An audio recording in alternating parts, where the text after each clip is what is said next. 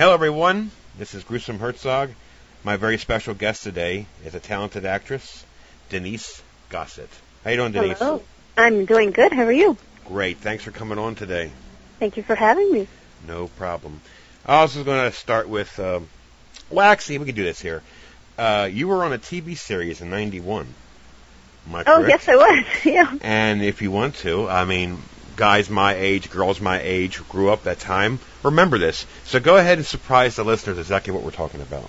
Okay. I was on the TV show Superboy. I played Lex Luthor's sister. That is awesome. Yeah, it was really awesome. 1991. Let's see. I would have been 13 years old. Oh, Jesus. That's a long time ago. Yes, it was. Oh, wow. Yeah, when I saw that, I said, holy cow, I remember that, too. That was. Do you really? Yeah, that was when TV was good, I think. It was a good show. I just don't understand why it's not playing somewhere right now, because it was syndicated, and it was really quite cute. 3 years long, right? 88 to 91, right? Yeah. Yeah, see? Wow. 88, I was 20. Gee, that's a long time ago. I better shut up because I'm feeling old. All right. We're actually going to talk about, I guess this is one of your first horror films, right? Correct? 2001, Chain of Souls? Yes, yes. Now, what was your experience as far as being in your first horror flick? It was very, very cool. I had a blast with everyone. I was the lead, so there was a lot of shooting, but I never died or anything like that, so I didn't have to deal with any blood, but it was so much fun. I bet.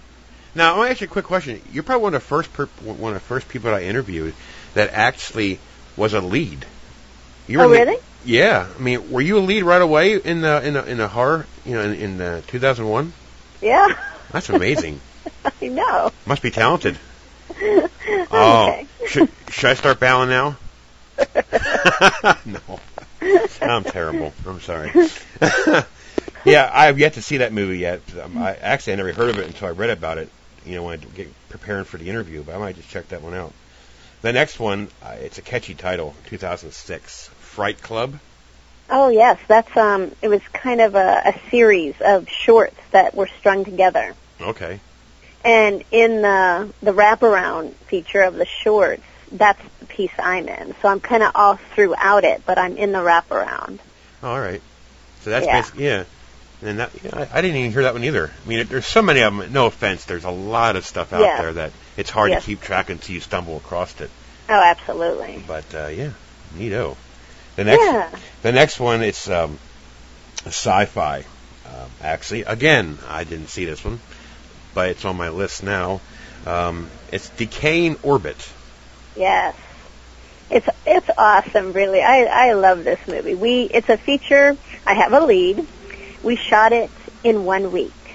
No lie. An entire feature in 1 week. No kidding. And it was funny, we showed up on set the first day, and we're thinking, okay, we'll do some scenes, and we had memorized our scenes. Right. Well, then he says, the reason I hired you guys is because you have so much theater background. I wanted people who can memorize their lines in big chunks at a time. So he wanted to shoot 20 scenes in a row. So we're all on a spaceship, so he wanted to shoot 20 pages on just me, then flip the camera and do the same 20 pages on the next person, and so on and so forth. And we just keep going. Wow. And so the actors the first day were kind of like, oh, crap, and we're stumbling around a little bit.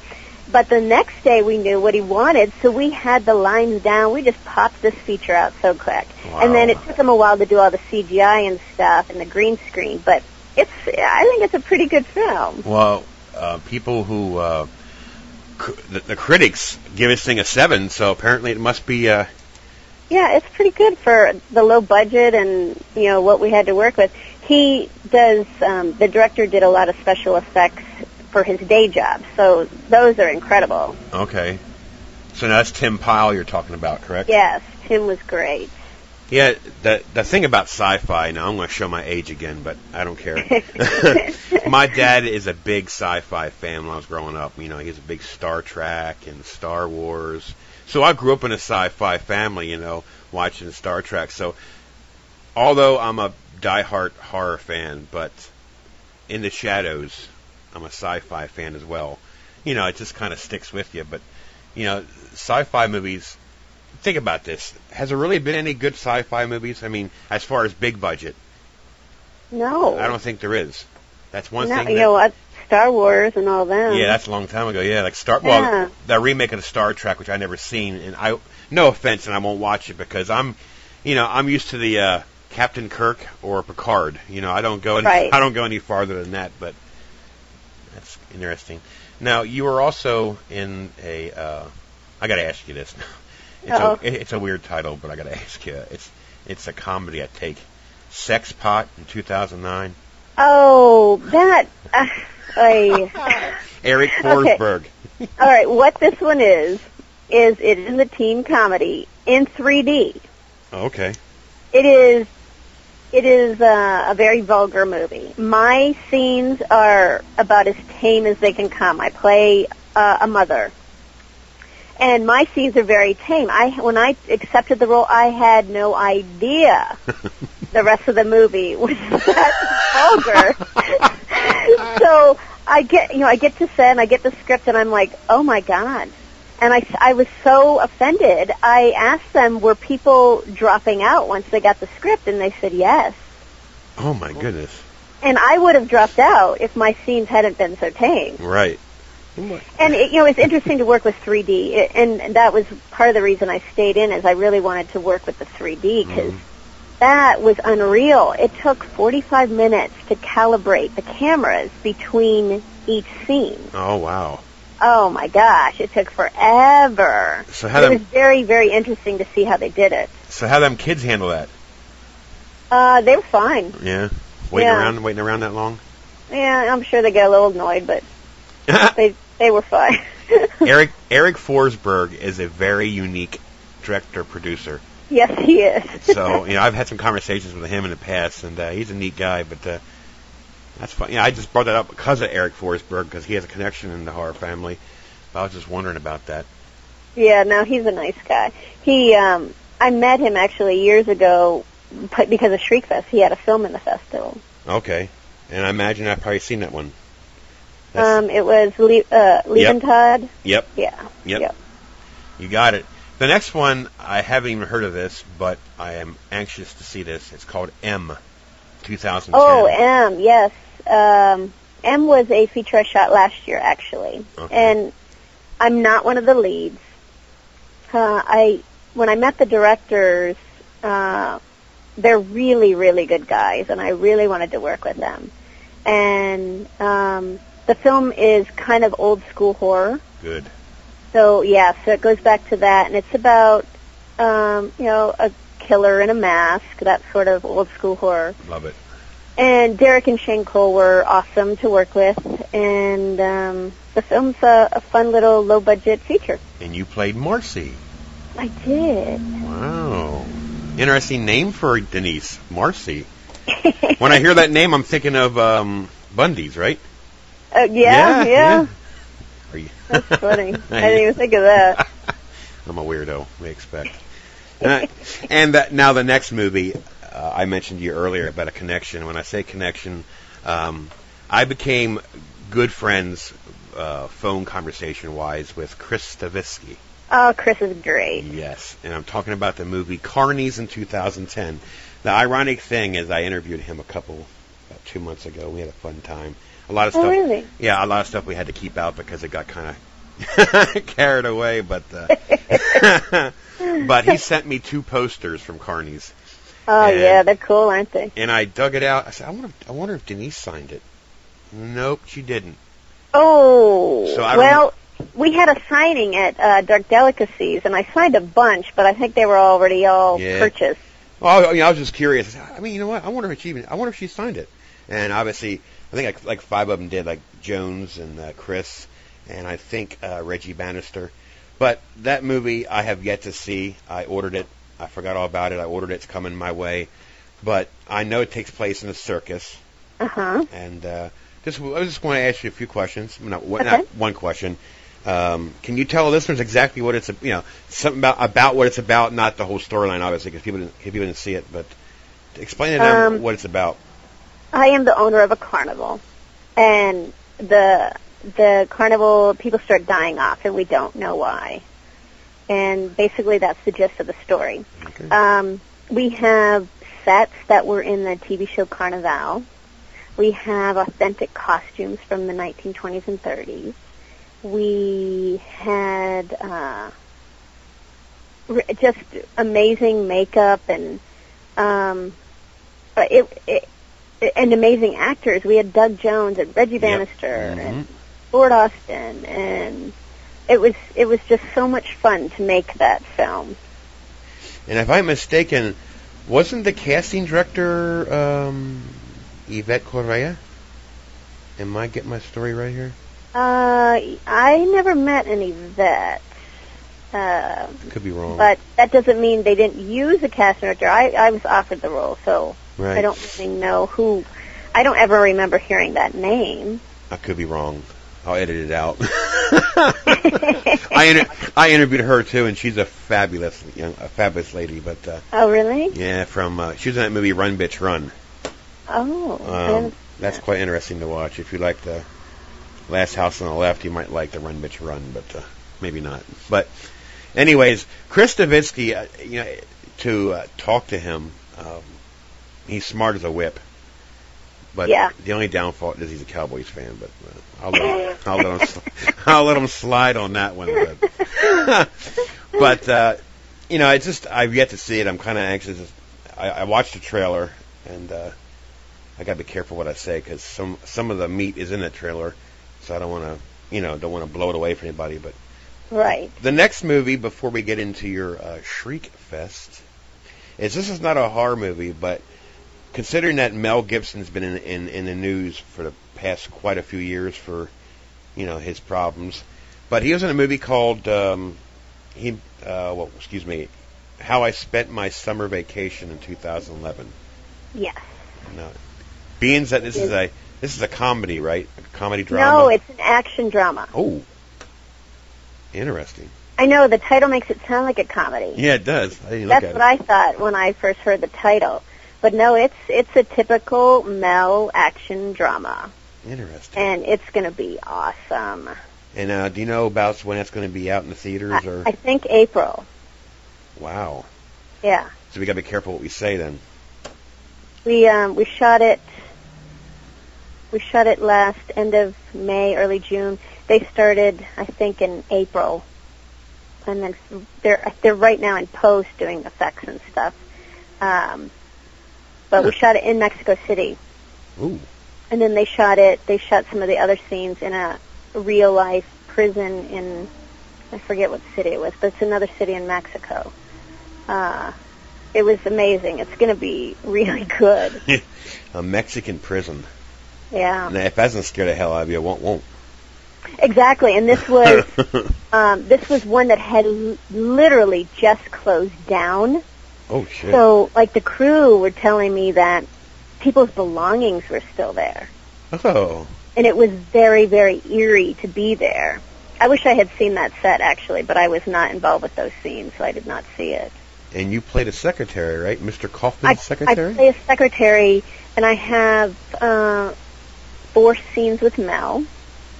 I am not his secretary, though. Bobby Gutton's. Yeah, and it's kind of crazy because it sounds like a small little role, but I had to deal with explosions. The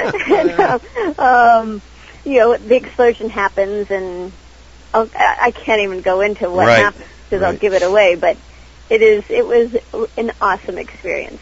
And Mel wasn't the director, but he was kind of, looking over the shoulder of his buddy who was the director. Right. Adrian Grunberg.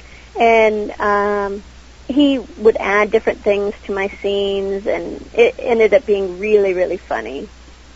That's interesting. Yeah, I'm gonna keep my eye on that because, I like some action movies too. It all depends on, on the storyline of it. But I might check that one out myself. I think it's going to be more back to, Mel's typical action where you're just riveted and enjoying every moment of it. Now, I've noticed that you spent a couple episodes on television, too. Oh, yeah. Yeah.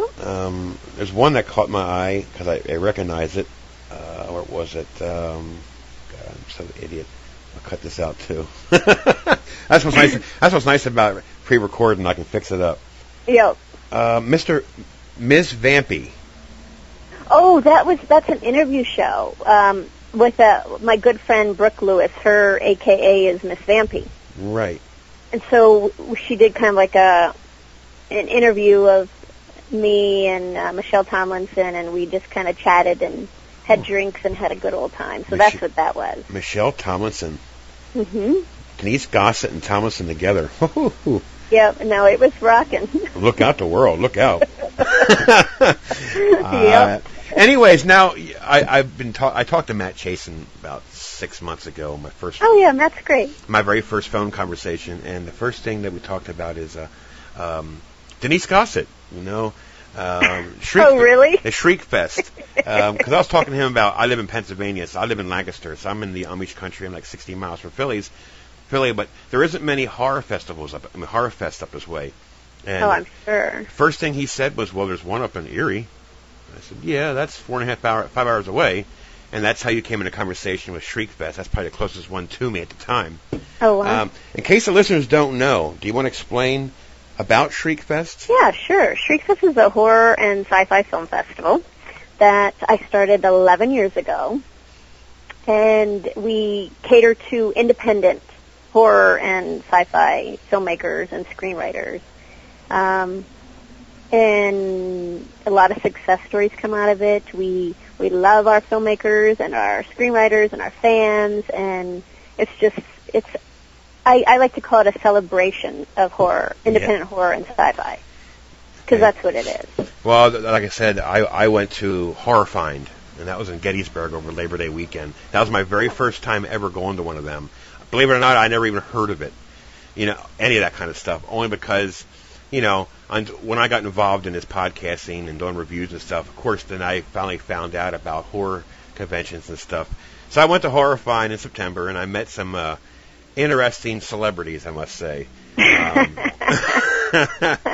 I met Dee Wallace. Nice lady. Yeah. I met Adrienne Barbeau. Oh, wow. Bill Moseley. Oh, yeah, Bill. Well, he's one of my idols in the horror genre world. And, of course, I met the other one, Ken Foray from Dawn of the Dead. Oh, yeah. And you know what? I met Dick Miller. Oh, really? Yes, he was there, and he looked very, very pale. Really? I'm a little concerned, but it was neat to see him only because my generation, we grew up in the 80s, and you always seen Dick Miller in at least one movie, Explorers, Chopping Mall, right. And stuff I grew up on that I'm attached to 80s horror, 80s movies, period. So, I'm an 80s kid. And then William Forsythe. Oh, yeah. Let me tell you. Wow. If you don't mind, I can tell you a quick story about William Forsythe. Yeah, please. I took we lost our mother-in-law a little over a year ago in December 7th. It was a rough time before Christmas and all that. So I said, you know what? I'm going to take him with me to Horror Find. Get him out of the house. Try and get his mind off a few things and stuff. So we go in. He walks up to William Forsythe's table. This is what he says to him. Why'd you kill them girls for? Oh. What did he say? Was he like, what? William looked at him and went, they deserved it. He goes, did he really? He goes, what do you mean? He pointed at the Devil's Reject picture. He goes, oh, those bitches deserved it. Oh, my God. And those two were going at it back and forth. Okay, I'm going to go to see Bill Moseley. Have fun, gentlemen. And William laughs and goes, see us, Scott. Come on back later on. That is funny. Oh, it was great. And then Diamond Dallas Page was beside him. Oh, wow. And Dallas was just chuckling away. But that was a neat experience for me. I've gone to something like that there.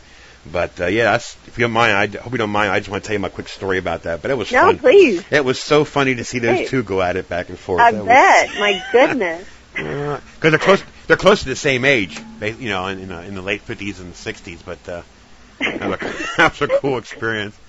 But yeah, so Shriekfest. Now, do you have a schedule yet for this year? No, Call for entries is just about to open. So we'll get all the submissions in, and then I have tons of judges, and they will narrow it down, and we will pick. And come September, we will have our schedule up and know exactly what we're showing. And okay. Yeah. Well, do me a big favor. If you get the schedule, email it to me, and I'll post it on your interview in case people want to check out the Shriekfest. Okay, perfect. All right. Well, I want to say thank you for taking your time out for my podcast. Oh, thank you, Scott. This has been wonderful. I'm hoping you didn't mind my style of interviewing, but I'm a little different than most people. But I love it. I try to have fun with my, I don't, it just sometimes you have to take it like a grain of salt and have a little fun with it because it can get very sour and boring quick if you don't do it right. Well, this was fun. It felt like we were just chatting. Yeah, that's basically. A lot of people say that they like to listen to them because it's. Somebody told me, sent me an email one time, and they said, "You know what, Scott?" I said, "What?" He says, "You're the Rush Limbaugh of horror genre." Really? Oh, that's funny. But if you listen to some of my interviews, you're on a roll because Dan Ellis is an actor. I don't know if you heard of him or not. He's in Canada. I interviewed him for the movie Gutterballs and stuff like that there. Well, and then Rob Carpenter is also a Canadian. It's his buddy of his. He's a producer, actor. So what I did is I interviewed Dan, then I interviewed Rob. So when I was interviewing Rob, I was calling Dan names. So then Rob would start calling Dan names, carrying on. And then I went to Nathan Dashwood, and then when I interviewed him, I pounced on both of them. And then so did Nathan. And I want to tell you something. That's why they called me the Rush Limbaugh of horror. I want to tell you something. Those interviews blew up so bad. I mean, I must have had amazing how many listeners and downloads I had for just from doing that little thing. People said, "Oh wow, I like his style." That's awesome. But I figured out that if you add some humor and some mistakes in your interviews, a lot more people say, "Man, he's more human." That's awesome. It's funny. But I never interviewed a single soul until 4 months ago. My very first interview. Well, you're doing great. Well, thank you. But I went back and listened to my first interview, and I said, "Oh my God!" It's funny. I'm sure you do it too. When you watch your first performance in a movie, you go, "Oh man!" God. I hope they hide them somewhere. Well, the funny part about it is my very first interview was with actor, stunt coordinator Jack Harrison. I interviewed him for the movie Dismal by Fear Makers, made that one. And I was talking to him over the weekend. And what happened was for some reason, the interview disappeared. So I had to rough cut. So what I did is I added some more audio to it. And I said, "Jack, check it out." And Jack goes, so it's funny. You know what? That thing is still getting played today after 6 months. Oh, my God. It's my number one listening interview this week. Now, are they all at gruesomehertsuckinterviews.com? Yes, I have it at actually, I can give the address to the people in case they don't know it. It's www.gruesomehertzog.pod. Excuse me, back that up. www.gruesomehertzog.podomatic.com. They can go there, and then you can take the link and put it on your website or what you want to do with it. I also have it on the blogger, too. It's it's Scott Geiter Interviews at blogspot.com. I have two options for people that way because some people don't want to go through all that hassle of going to a podcast site to listen to it. So they can go right to the blogger, Google Blogger, Blogspot, and they can listen to it right there. But yeah, that's tell you what. Awesome. Well, I'm going to spread the word. You're going to get all kinds of listeners. That's cool. But what's so funny about that, I really appreciate what you said there. I'm not being rude enough. I'm just trying to, you know how I am. See, but I wait till everybody gets their reviews out and then I'll do mine, but it's a fun thing to do. It can be time consuming. I get like 60, 70 emails a day sometimes. Oh, get me out of here. Oh, wow. So you do mostly only reviews of big studio stuff, nothing? No. I do mostly low budget and independent. Oh. That's what I am. I started this podcast to promote independent horror and low budget horror. That's my whole goal.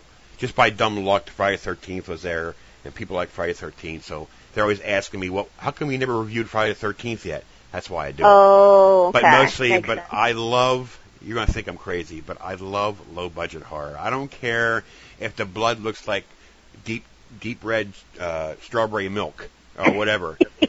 You know what I mean? I respect the person, the director, the actors, to do what they have to do of what they have to spend to make the movie. You know, it takes hard work, and I respect them. You know, I go into this tantrum. I might as well go on with you too. I've been checking out some of these websites and some of these podcasts and stuff. And what pisses me off, excuse my language, is you got these idiot morons that will say, "Oh, that movie's a 0. It was junk." You know, you have your opinion, but giving a movie a 0, if they would actually realize how much it costs to even make money, it takes money. And you have to understand, if you only have $30,000 to make a movie or $3,000 to make a movie, you get what you can get. It's not going to be perfect. Right, exactly. You know, and you know, people always say, well, you must get a lot of bad movies submitted. Well, no, we get a lot of first-timers, and I bow down to them because they did it. Right, exactly right. They actually took the time and put their self out on the line and did it. Right. It takes courage. All these people who just complain and complain and complain, they're not doing it. Yep. But, you know, what also gets me is, I'm sorry if you don't mind me talking about this, but oh yeah, I get an email the other day, and they said, "You know that movie that you told me about?" I said, "Yeah." I wrote back, I said, "Yeah." He goes, "It sucked. The blood was fake." I said, "Dude." Oh, gee. I said, "Dude, tell you what, I'll call the director, because I actually do talk to the director." I said, "On his next movie, what we're going to do is I'm going to call you. I'm going to take you down to the set. I'm going to let them stab you a couple times, drain your blood, and we'll use your blood for the next movie." That is funny. And then, that gunshot was fake. I said, well, then again, hey, let's just do it all at one time. We'll shoot you. You got your real gunshot scene, and then we can use your blood. You know, I'm being facetious, but you know, I might sound like I'm getting very aggressive about this conversation, but like I said before, I totally respect anybody who makes an attempt to make a movie. You know, yeah, exactly. You understand that because you're an actress. You've been through that. So actually, it's kind of you're probably the best example, a best person to actually would even create a Shriekfest or a horror festival, because you already know what it's like. You know, and you would understand the filmmaker before anybody else would. Right, exactly. And bless you. Well, and you know, since we're talking about this, maybe, I don't know if you'd be interested, but once all the films are picked for the festival, maybe you might want to interview some of these people. Sure. Or review their film. Yeah. Awesome. All they got to do is, if they can get it to me, or somehow, or watch online, or however they do it, I'd be more than glad to review them. Oh, yeah. Perfect. Well, see, all right, then I will write that down to contact you as we get closer to the festival. Yeah, well, actually, if you want to, go on my interview site. I interviewed two guys, Zach Eglinton and Brandon Walls. They're actually starting to shoot this week. Oh, cool. It's The Poisonings, their very first attempt at a movie, and I interviewed them while they had it on one of those sites where they take donations to help fund it. So I interviewed them to help them raise the money to get the movie, and they met what they needed. And now that's awesome. And now they're filming. See, like I said before, you know, I'm no genius, but apparently I'm doing things now that a lot of people hasn't attempted to do, and now the copycats are coming. But you know what I say to that? If I wasn't doing it right, they wouldn't be copying me. Exactly. That's how I look at that. But some of the stuff I'll cut out because I might cause a riff. But but yeah, I'm a die-hard horror fan, like I said before, and I really appreciate your time coming on here. And I met a lot of interesting people by doing this. You know, I met. Oh, I bet. I bet it's so much fun. It is, and I actually made a lot of good friends that I talk on a regular basis, and I would never even thought of that 7 months ago. You know, that a lot of them become personal up and comers that's interested in reviewing some movies for them and get my review out and do some interviews. I'm game. They would love it. Thank you so much. No problem. You take care of yourself, and okay, hey, if you see Matt, give him a slap for me, will you? Okay, I will. All right, take care. All right, you too. Bye-bye. Bye. Hello, this is Natalie Sheets. I played Jenna in the film Madison County, and you're listening to Gruesome Herzog. Hey, horror fans, this is Ace Marrero, and you are listening to Gruesome Herzog. Dig it! I'm Justice Funneborn, and I'm listening to Gruesome Herzog. This is Yvette Corvea, and most of you know me as Marla from Run Bitch Run. She's a really evil, crazy bitch. And you guys are listening to Gruesome Herzog. Hi, this is David Z. Stamp, and you're listening to Gruesome Herzogs. Hey, this is Bill Oberst Jr. I played Dale in the film Dismal, and as Dale would say, let me tell you something. You're listening to Gruesome Herzog. You got Dale's word on that. Hey, this is James Cotton. I'm a director, writer, producer. You're listening to Gruesome Herzog. Jack Harrison, action actor and stunt coordinator on 3 stunt scenes. I played the character Idiot in the movie Dismal, and you're listening to Gruesome Herzog.